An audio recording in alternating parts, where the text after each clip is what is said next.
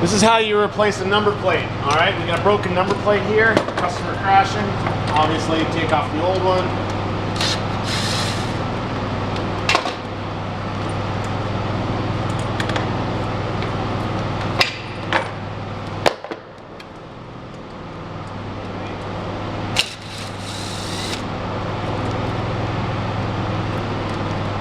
If you land up replacing these nuts and bolts, don't use ones any longer than you have to, because we don't want those sticking out so far, because it is possible for this to come around in an accident and actually impale a person's finger on the steering wheel.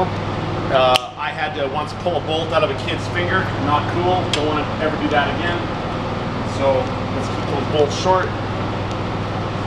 The new number plates are in the shelving at the far end, so you line this up. You don't want this to be too close to the steering wheel, otherwise people's fingers get caught up on this thing when they're trying to steer, so you want to keep a little bit of a distance like that. Figure out where you need to drill the hole down here. You can bend this up a little bit if necessary.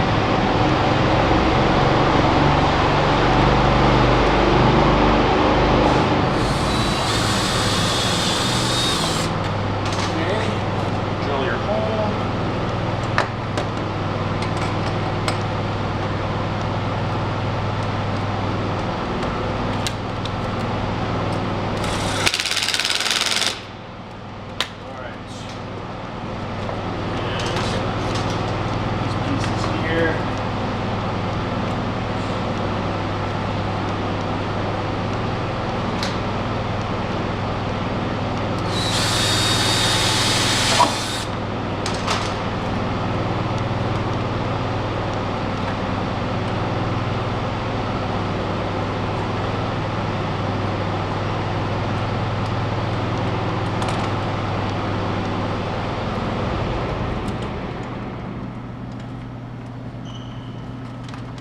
Right, just like that.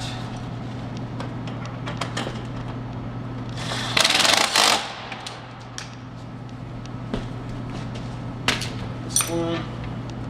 Make sure these arms are both lined up with each other, about the same place.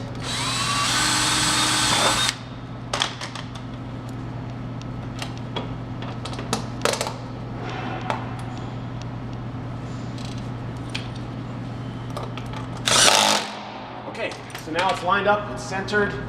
Got some distance here between the steering wheel and a piece of plastic.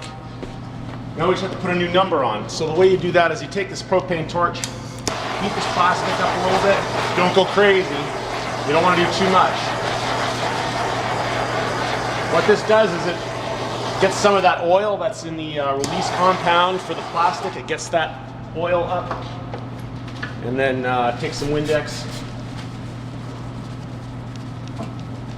Wipe that oil off, and once that's completely dry,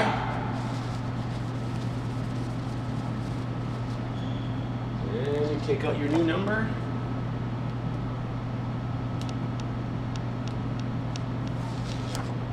Make sure it's centered. I can't believe how often I found these to be crooked and stuff.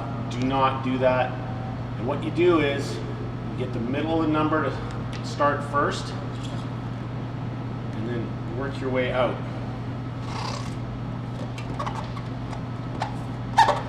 Get those air bubbles out of there.